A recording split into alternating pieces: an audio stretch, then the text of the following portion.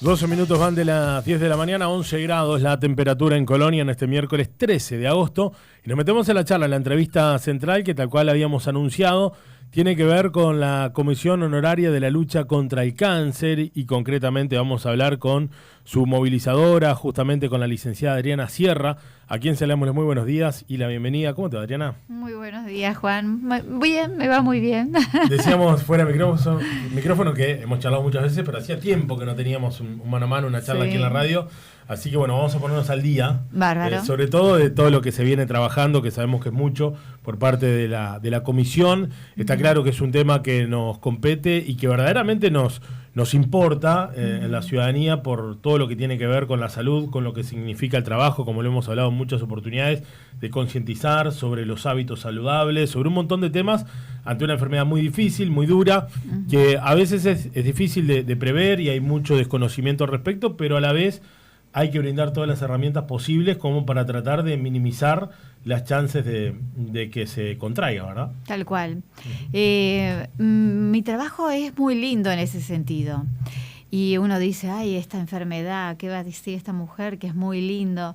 Lo que pasa es que los movilizadores nos dirigimos a la población que está sana, claro, no que está pasando por la enfermedad.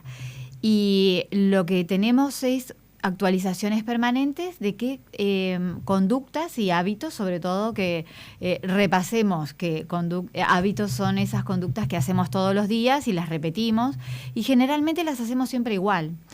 Y esas, la ciencia ha podido identificar algunas que lo que hacen, algunas pueden ser beneficiosas y mantenernos en un buen estado de salud y otras, por el contrario, se convierten en factores de riesgo. Seguro. Entonces, esa es la información en realidad que utilizamos para poder transmitirle a la población, porque como institución podríamos guardarlas en un cajón, Juan, y venir, bueno, viene Juan y averigua, toca la puerta de la institución, claro, y pregunta, ¿hay algo que yo puedo hacer? Pero la intención es al revés. Exactamente, llegar, ¿no? Proactivo, ¿no? La institución busca recursos humanos que están no estamos formadas en medicina. Solo tenemos 2 miembros del equipo, del staff de movilizadoras que están formadas son licenciadas en enfermería. Todas las demás estamos formadas en áreas sociales. Pero no porque sí, sino, viste que los médicos y la gente formada en medicina habla con términos complicados. Claro, sí, que obviamente están en su mundo, lógicamente lo que estudiaron, para lo que se prepararon, pero no todo el mundo puede decodificar lo que significa eso. Y a veces son términos difíciles de entender. Sí. Entonces, el grupo de movilizadoras, que no tenemos en todos los departamentos, pero sí tenemos en 11, lo que hacemos es tomar la información de la medicina y hacerla amigable para que la población la pueda entender. Y de lo que hablamos justamente es de eso, pero no de todos los cánceres, porque no todos son prevenibles. Claro, exactamente, eso te iba a decir, es muy difícil porque es muy abarcativo la enfermedad de cáncer en general, porque hay distintos tipos y realmente con el tiempo se ha ido investigando de que hay muchas derivaciones y sobre todo diferentes tipos que, bueno, complejizan mucho más el tratamiento, ¿no? Porque uno cuando habla de cáncer, vos decías recién, bueno, mi trabajo es muy lindo por lo que significa la difusión. Igualmente viste que durante mucho tiempo, recién ahora se está rompiendo un poquito el esquema de que ni siquiera se hablaba de la palabra cáncer, parecía mala palabra y lamentablemente también hay que decir que mucha gente lo padece, hay gente que se puede curar, hay gente que lamentablemente no. Pero lo que hay que hacer es hablar, hay que difundir, hay que dar conocimiento, ¿no? El conocimiento en este caso es opciones, posibilidades. Claro. Y sobre todo si está basado en datos científicos y no en opiniones. Y lo que hace parte de una de las acciones que tiene la Comisión de Lucha contra el Cáncer es llevar registros de cómo estamos en relación a, bueno, siempre nos comparamos con otros países. Lógico. Hay un área específica que es el área de, bueno, yo pertenezco al área de educación poblacional, que hago lo que decía recién, y esta otra área lo que hace es tenemos datos a nivel del país que tenemos el beneficio de poder recaudar datos a nivel de todo el país de caso a caso. Sabemos de qué parte del cuerpo estamos hablando, de qué parte del cuerpo está afectada por cáncer y cuántas personas hay que tienen un diagnóstico de cáncer y a su vez cuántos decesos y cuál es la causa, ¿no? Claro. En qué parte del cuerpo fue que se afectó y provocó la muerte de esa persona. A partir de ahí poder discernir y elaborar políticas preventivas, ¿no? Sí, exactamente. En función de eso se busca si ese cáncer pudo haber sido prevenible, claro, si ese cáncer pudo haber tenido relación con las conductas. ¿Qué quiere decir? Yo puedo llevar una vida, yo no hay un taller en el que no vaya, que alguien aparece y que cuenta de un abuelo, un tío, un vecino que vivió 200 años, hacía todo lo que no debía hacer. Sí. No falles. Y vivió esa cantidad de... Es verdad, sí, hay obviamente, pero las estadísticas no dicen eso. Son las excepciones. Exactamente. Claro. Entonces, eso, pero vos sabés que hay que repetirlo, ¿no? Porque la gente... Sí, como que se queda con el ejemplo. No, pero yo que me voy a cuidar si con mi abuelo no se cuidó. Inmediato, ¿viste? Sí. Entonces, en realidad, este Registro Nacional de Cáncer lo que nos da es justamente esa información. También pasa, Adriana, al revés, ¿no? Gente que ha tenido una conducta intachable. Totalmente. Y lamentablemente también sí, obviamente. Lo que pasa es, ¿qué es lo que sucede? Lo que los números y la ciencia dice es que si vos tratás tu cuerpo de una manera determinada, con determinados cuidados, no quiere decir que tengas garantizado que no vas a pasar por esta patología, pero tenés altas chances o muchas mejores posibilidades que aquel que en realidad lo que está haciendo de repente es sumar factores de riesgo. Claro. Cuanto más se sumen, es como subir una escalera. Sí, cuanto más peldaños subís, más cerca estás si la enfermedad está en el primer piso. Vos mencionabas que no todos los tipos de cáncer obviamente son iguales, que algunos son prevenibles, otros no. Sí. No vamos a entrar en detalle uno por uno, pero a grosso modo, por ejemplo, ejemplos de cáncer que, por más que uno se cuide, no los puede evitar. ¿Cuál podrían ser? Y bueno, hay algunos que son muy difíciles de diagnosticar tempranamente, que esa es una diferencia muy importante. Cuanto más temprano, cuanto más incipiente se pueda diagnosticar, más posibilidades hay de intervenciones médicas, cirugías, tratamientos, etcétera. Pero hay lugares en el cuerpo que son muy difíciles de ver. Sí, por eso muchas veces decimos tal o cual persona falleció de forma fulminante porque cuando se enteró del cáncer ya era tardísimo, ¿no? Demos un ejemplo, el páncreas es muy difícil porque cuando da síntomas probablemente tenga un avance importante. También pasa con pulmón, Juan, por ahora. Hay avances al respecto, pero por ahora todavía sigue siendo un cáncer difícil de detectar precozmente. Por el contrario... Eso te decía, vamos a los otros que son los que podemos hacer algo. Exactamente, ¿y qué podemos hacer para prevenir? Varios hay. Hay dos, uno es la segunda causa de muerte en el Uruguay. Morimos en el Uruguay las mujeres mueren como primer caso de cáncer, es el cáncer de mama. En varones todavía es pulmón y en el segundo en ambos es colon y recto. Y colon y recto es altamente evitable. No deberíamos, tendríamos por qué. Hábitos alimenticios principalmente, ¿no? Exactamente. Hábitos que son complementos, pero especialmente estudios a tiempo. Si tú no tenés antecedentes familiares, a partir de los 50 años, y ahora vemos si querés a qué me refiero antecedentes, ¿no? De familiares, pero si no tenés, sos una persona que no tenés ningún antecedente en la familia, cosa que ahí retomo mínimamente lo que dijiste, hay que hablar de esto, claro, porque si no, ¿cómo sé si mi abuelo falleció de un cáncer de colon y recto o que tenía una patología? Tener el insumo, la información máximo posible, ¿no? Lo máximo posible. Pero para eso, generalmente, mi médico no tiene el historial de mi grupo familiar. Entonces, necesito yo tener la información para podérsela transmitir al médico. Si no tengo ningún antecedente familiar, a partir de los 50, un estudio de sangre oculta en la materia.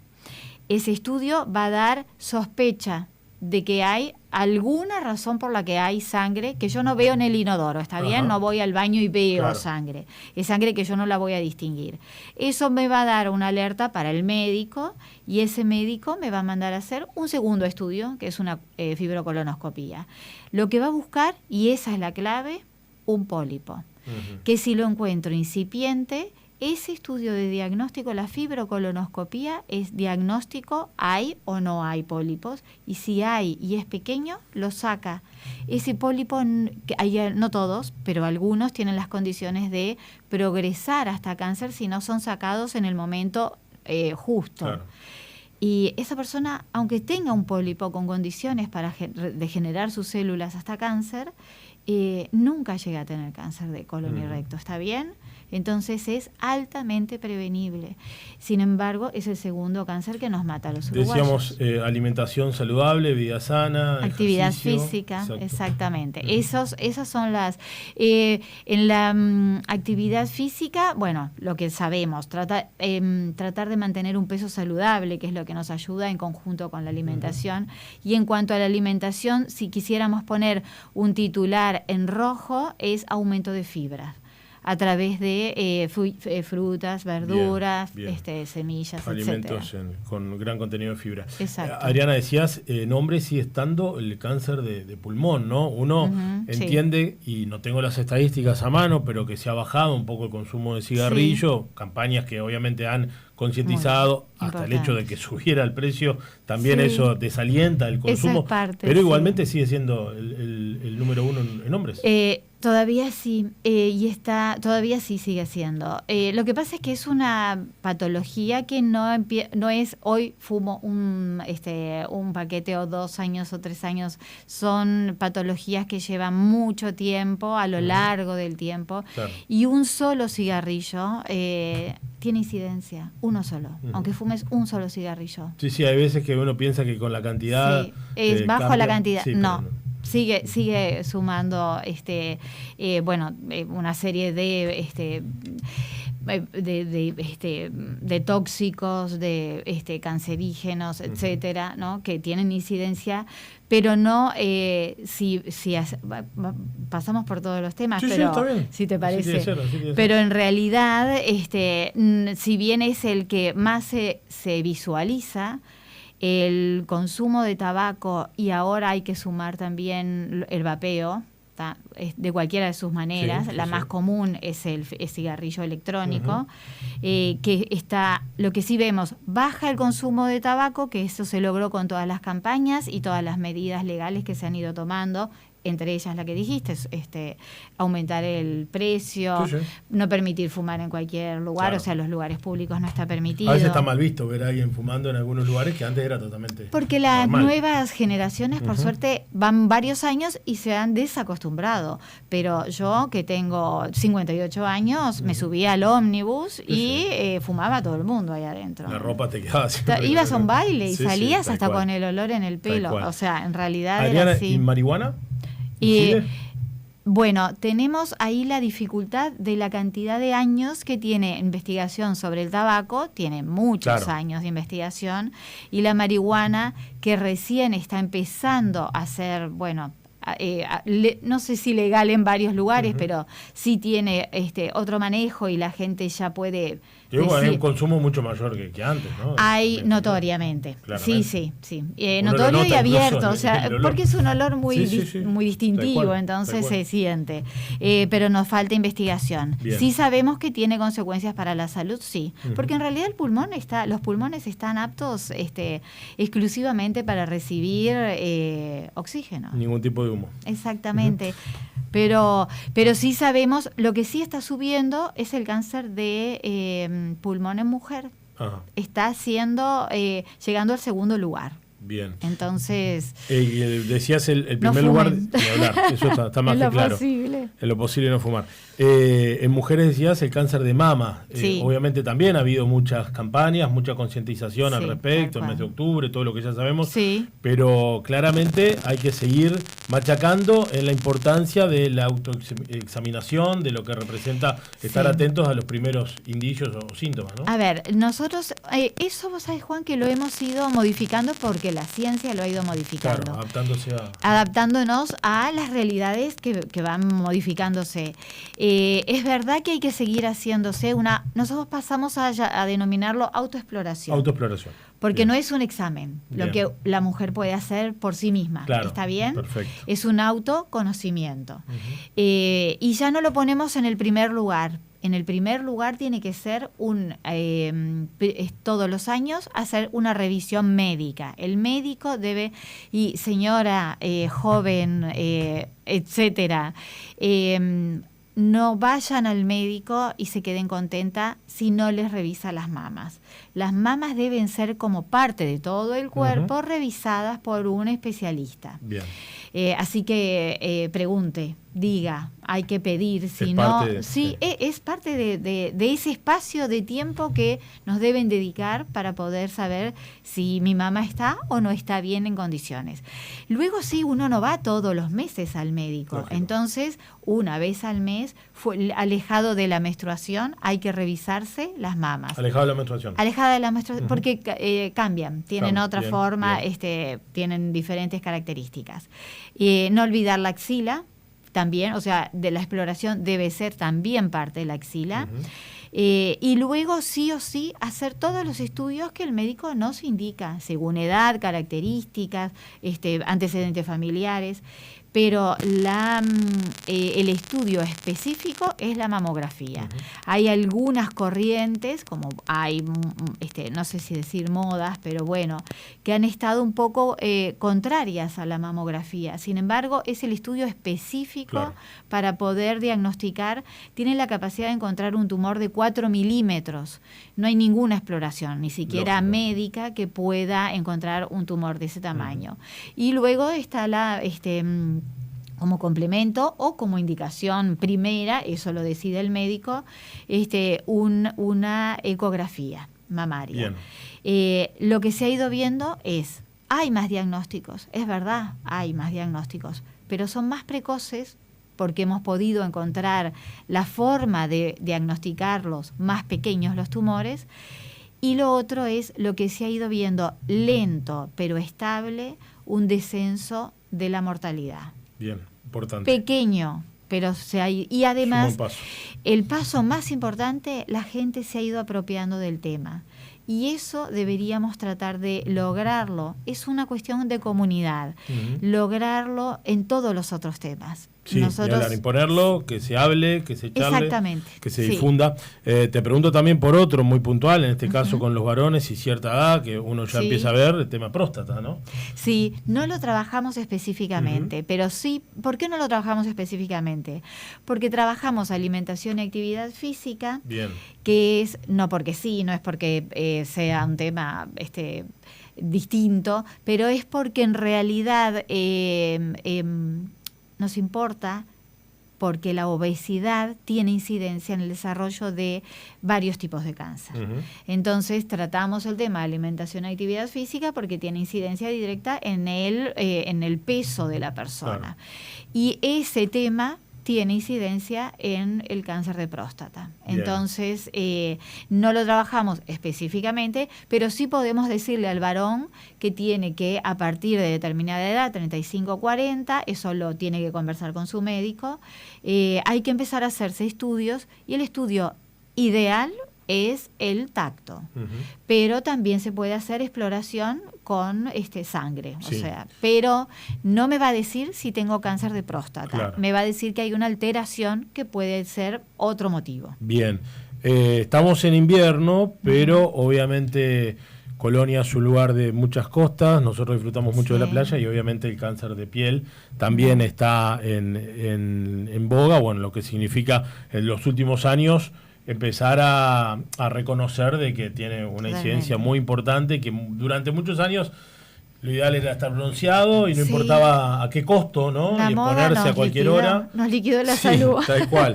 Pero bueno, hoy en día me parece que hay mucho más conciencia al respecto y de la importancia que es no exponerse al sol, ¿no? Ahí, para dar un titular, señor, señora, niño, niña, joven, no cambie color de piel, no lo oscurezca. No porque el color de piel oscuro tenga nada malo, es que uno debe amigarse con el color de piel con el que nació. Sí, muchas veces cuando se ve una persona muy blanca dice no está bien. No, te falta salud. Claro, tal cual. Se lo tendría que decir a mi esposo, que me dice, qué pálida esta. Es verdad, yo soy muy blanca. Pero, y hay veces que a uno, claro, lo que pasa es que... Hay que respetar esas pigmentaciones también, ¿no? Obviamente. El problema es asociar con la belleza, el color de piel dorado de la playa. Es una cuestión de moda. Si recordamos nuestros bisabuelos, cuanto más blancos mejor. Los franceses se ponían polvo blanco para parecer más blancos. Entonces, la moda cambió totalmente en un momento dado y hoy lo que sabemos es, hablemos de salud y lo que importa es estar bien, llevar una calidad de vida óptima y eso también implica cuidar la piel. La piel, a veces nos olvidamos que es un órgano, es el único que podemos ver. Claro. Y la premisa es conservar el color de piel que tenemos original. Independientemente también, porque a veces uno puede tener tez más oscura y dice, yo estoy más protegido, ¿no? Tenemos 6 tipos diferentes de color de piel y obviamente el más blanco es ese que pasa de blanco a rojo y de rojo a blanco, que es rubio o pelirrojo, ojos claros, pecas, etcétera. Sí es el que es más vulnerable, o sea, el que va a sufrir más la radiación ultravioleta, que es de lo que nos debemos cuidar. Claro. Pero pasando por todos los colores hasta la raza negra, todos sufren de daño. Así principalmente evitar las horas más fuertes del sol, no ponerse directamente. De 10 a 16 hay que tratar de evitar la exposición. Usar sombra, sobre todo, o techo, por supuesto. Está claro. Y luego la ropa oscura. Ropa oscura, sí. Adriana, acciones, objetivos o metas que tiene la comisión, por dónde pasan los próximos lineamientos. Bien, lo que tenemos es varios. ¿Hay algún otro tema que nos queda? Por ejemplo, la prevención de cáncer de cuello de útero. Y ahí la premisa es poner barreras. Una de ellas y la principal sería la vacuna. Nosotros promovemos, junto con el Ministerio de Salud Pública, por supuesto, la vacuna para jóvenes. Ahí se incluyen niñas y varones a esta altura, por suerte. De 11 a 26 es gratuita y está dentro del esquema, pero no es obligatoria. Claro. Entonces hay que solicitarla a veces. Y luego preservativo, por supuesto, y saber que todos podemos tener el virus del HPV, que es el responsable, y ese es otro cáncer absolutamente 99% prevenible. Sí, así que, pero luego nuestro objetivo es llegar a la mayor cantidad de población posible. Y por eso hacemos talleres que muchas veces, yo debo decirle a la población, dirán, esta mujer no trabaja más. Lo que pasa es que es un solo recurso humano para trabajar con toda una población de un departamento. Inabarcable. Muy difícil. Lo que intentamos es generar multiplicadores, o sea que cada uno que participa de los talleres pueda llevarse algo de esa información y reproducirla en su entorno inmediato. Lógico. Y luego sí hacemos algunas actividades que son como más de impacto masivo, que son, por ejemplo, ahora mismo estoy preparando para llevar a Nueva Alvesia, por ejemplo, el colon gigante, que es un recurso que tenemos, que lo trabajamos con la comunidad, para la comunidad, con la comunidad lo organizamos, y también a Florencio Sánchez y Cardona, en agosto a fines de agosto va para Nueva Alvesia y a principios de septiembre va a Florencio Sánchez y Cardona. Bueno, además está decir que estaremos atentos para todo lo que tengan que difundir, como siempre. Me quedan 10.000 temas para hablar porque es muy difícil poder abarcar todo esto, pero se me ha agotado el tiempo y quiero agradecerte por venir a charlar con nosotros y bueno, seguiremos en contacto como muchísimo siempre. Gusto a mí, de mi parte. Bien. Pasaba así justamente la licenciada Adriana Sierra, movilizadora de la Comisión Honoraria de la Lucha contra el Cáncer. Momento de hacer una pausa, ya venimos con más hasta el mediodía.